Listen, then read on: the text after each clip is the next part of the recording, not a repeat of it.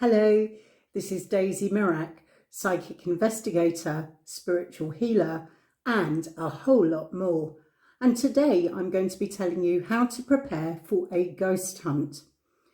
Now, you may think that a ghost hunt doesn't really need much preparation, but you know, it really does. It's not like you're just going to get up and go, hey, let's go for a ghost hunt. You really need to think this through very carefully to be well protected and to be well equipped. So start thinking about your equipment and put it together well before you actually go on your first hunt. Now, first of all, let's just talk about clothing.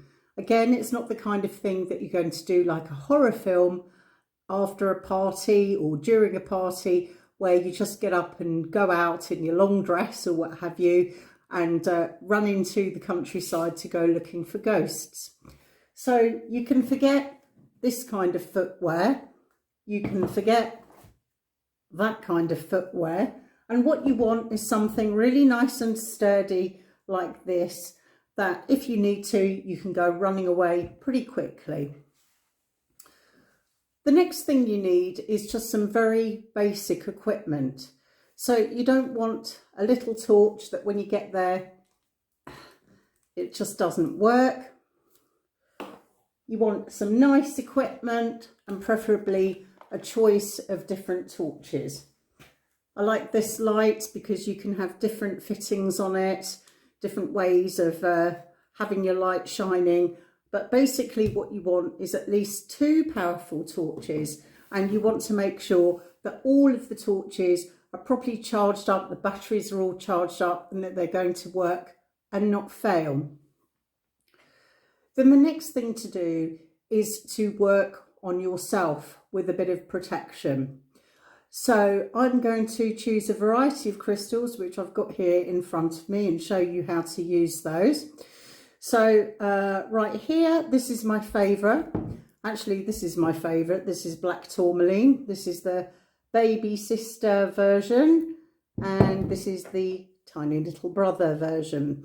Now, I have to say, once I've prepared these crystals and I go on my ghost hunt, these are all going to actually go into my bra. So this is quite a sizable crystal. As you can see, I've got room to put these in my bra, probably not this one, but all the others. And you will need to do the same. Guys, if you're watching this video, then you really should have something covered around your heart area. So if you've got a shirt with a pocket right here, that's absolutely fine to put some crystals in. Otherwise, this one you can put into a trouser pocket, not a problem at all, or in a bag that's around your back area. So this is black tourmaline, which is a very protective crystal.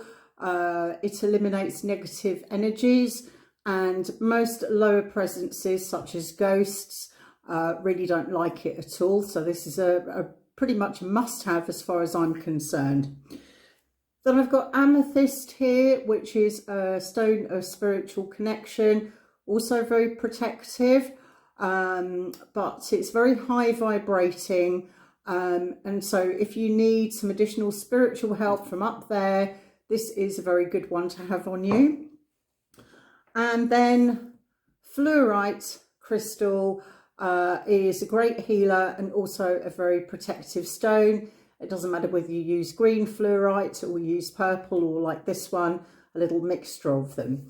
You could also have rose quartz, which is a nice heart protector, and a couple of different ones. But for now, let's just stick with these 3, the amethyst, the fluorite, and the black tourmaline.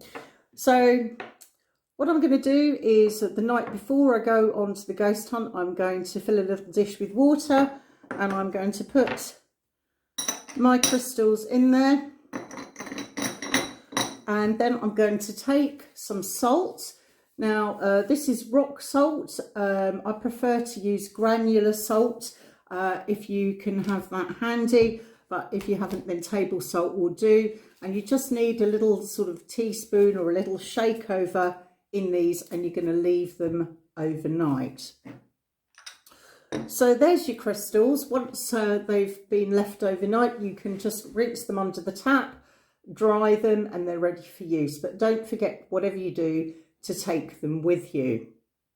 So other equipment that you might need, this might seem obvious, but lots of people forget, because all kinds of things can go wrong on ghost hunts if it's a serious ghost hunt. Quite frankly, either you're going to come away really disappointed not having seen anything, or something's going to happen, and if that happens, then anything can happen. So I'm just going to put my bottle of water over there a little bit. So now we've got our basics. We've got our lights, we've got our water, we've got sensible shoes. Obviously, when you leave, the temperature may not be the same as when you come back. So make sure that you've got plenty of layers of clothing. If you think it's going to rain, nothing worse than being out there and being absolutely sodden wet in the freezing cold.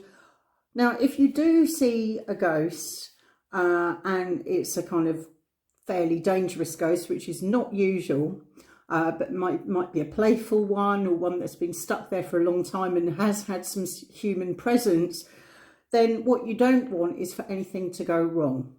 When I say go wrong, some of the common things that can happen are mechanical failures of cars, somebody being ill-equipped, trying to run and falling over something and twisting their ankle. So can I also suggest that you have a medical kit with you? Nothing major, but just something that if somebody gets a scratch or a little cut or something, that you have something to patch them up.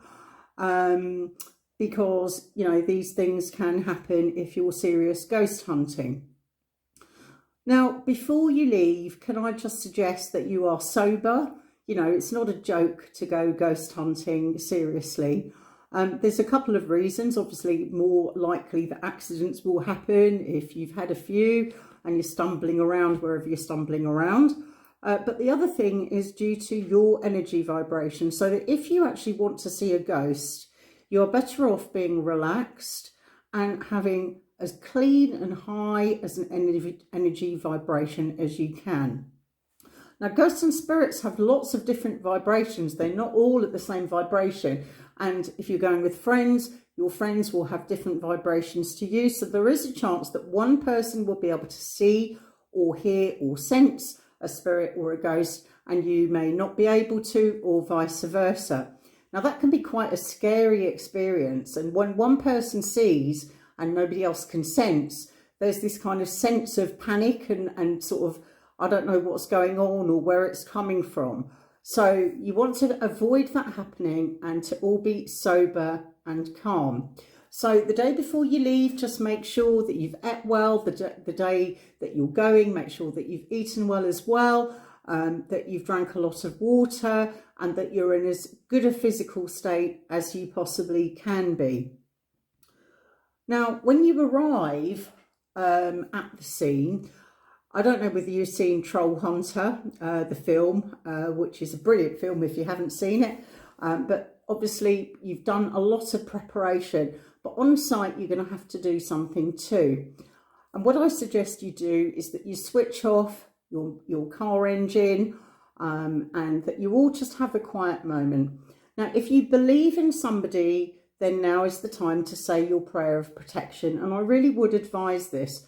You know, I'm not a particularly religious person, although I am a spiritual person. I have my own beliefs, but a prayer of protection will do you no end of good and can do no harm. Okay, then you're going to take your crystals and, you know, you're just going to pop them into your bra, ladies, or into a top pocket if you're wearing a jacket. Guys, you're going to put them around here or in your pocket down there. Okay, now you're pretty much ready. Give your torches a little test. Make sure you've got your little water with you, with your backpack, and now you're good to go. Happy ghost hunting.